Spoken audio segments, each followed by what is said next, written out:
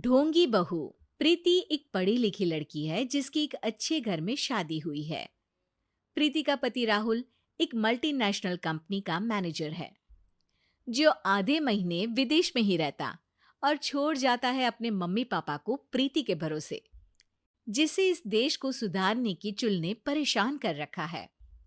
Mummy papa, कल एक dog vaccination का शिविर है तो मैं वहीं पूरा दिन रहूंगी।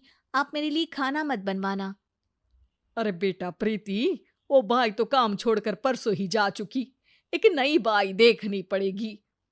माँ, आप तो जानती ही हो ना कि मैं कितना बिजी रहती हूँ। अगर कल मैं नहीं गई तो कुत्ते एडॉप्ट ही नहीं हो पाएंगे। देखिए, हम इंसान तो बोलकर अपनी तकलीफों को बता सकते हैं, लेकिन वो बेचारे, उन्हें हमारी ज्यादा जरूरत है मम्मी। अरे बोल के भी हम क्या हासिल कर पा रहे हैं। अब ठीक है बेटा, तू जा, मैं खाना बना लूंगी। ऐसा पहली बार नहीं हो रहा था। देश भर में जितने एनजीओज हैं, चाहे वो स्टूडेंट्स के अधिकार के लिए हो या गरीबों में खाना बांटने का काम हो, प्रीति सबसे जुड़ी हुई थी।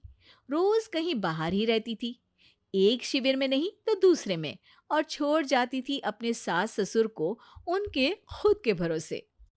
और जब कोई उसे कहे, अरे प्रीति, कभी तेरी सास का हाथ भी बटा दिया कर, तो उसका एक ही जवाब रहता था, देखो, हम लोगों को तो सब कुछ घर बैठे मिल जाता है। अगर आज मैं इस शिविर में नहीं गई तो पता नहीं कितने लोग सड़क पर आ जाएंगे। प्रीति को समझाना संभव ही नहीं था, और ये बात उसके सास ससुर भी मान चुके थे। इसलिए सुबह सुबह सास ही किचन में खाना बनाने जाती है और देखती है कि घर में सब्जियां खत्म है। अरे प्रीति बेटा, सुन तो जरा। क्या हुआ मम्मी? मुझे बहुत लेट हो रहा है, और आप तो जानते हो ना कि अगर मैं इस शिविर में नहीं गई तो। हाँ हाँ, कुत्ते एडॉप्ट ही नहीं हो पाएंगे, सब जानती हूँ। अरे पर घर में सब्जियां खत्म हो गई है। अरे जब तू वापस लौटे ना तब लेकर आना, ठीक है बेटा।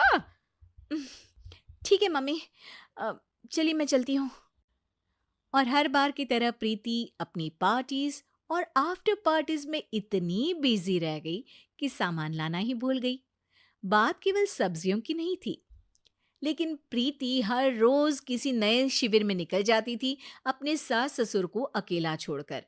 एक हफ्ते बाद प्रीति के ससुर जी के हाथ में दर्द होने लगा। अरे बेटा प्रीति, पापा जी के हाथ में बहुत दर्द हो रहा है। आज इनको डॉक्टर के पास लेकर जाना पड़ेगा। "अम, ठीक है माँ, आप हो आओ, मैं बाहर ही खा लूंगी। अरे बेटा, मैं कैसे ले जाऊं? ये काम तो हमेशा राहुल ही करता था, और मुझे तो डर है कि कुछ ज्यादा बड़ी बीमारी ना हो जाए। उफ़ो! आज मुझे मेडिकल शिविर में जाना है। बेचारे बड़े बुजुर्ग जिनके अपने फैमिली वाले उनका ध्यान नहीं रखते, उनका पूरा मेडिकल चेकअप होगा।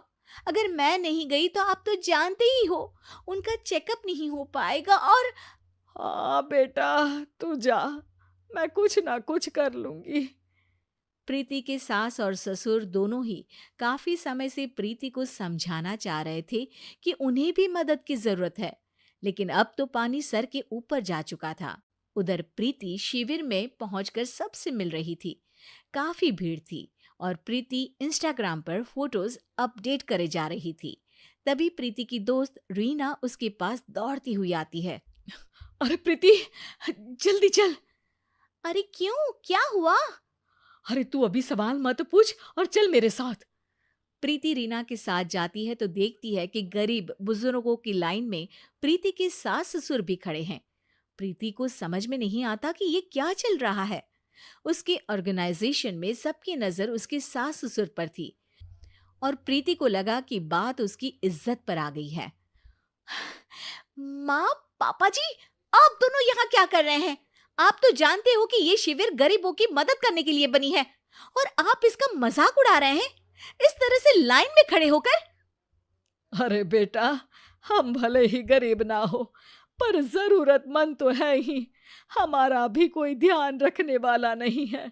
मेरे पति के हाथ में दर्द है, मैंने सुना कि ज़रूरतमंद बुजुर्गों का यहाँ फ्री में इलाज हो रहा है, इसीलिए चले आए। अ, नहीं, मतलब मैं तो प्रीति को समझ में आ गया था कि समाज को संभालने से पहले उसे अपना घर संभालना चाहिए और वो सर झुकाकर अपने सास ससुर से माफी मांगती है।